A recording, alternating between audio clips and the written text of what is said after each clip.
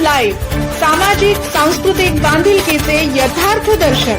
छत्रपती संभाजीनगरच्या सिल्लोड येथे बुद्ध पौर्णिमा निमित्त शहरातून भव्य मिरवणूक काढण्यात आली।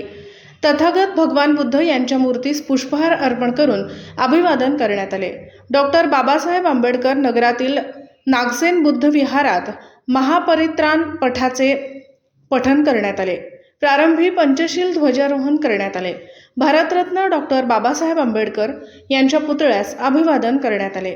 या प्रसंगी आमदार अब्दुल सत्तार, नॅशनल सूतगिरणी संचालक विठ्ठल सपकाळ, शंकरराव खांडवे, माजी उपनगराध्यक्ष संजय आरके, जितेंद्र आरके, प्रभाकर पारधे, शेषराव आरके यांच्यासह उपासक उपासिका यांची उपस्थिती होती।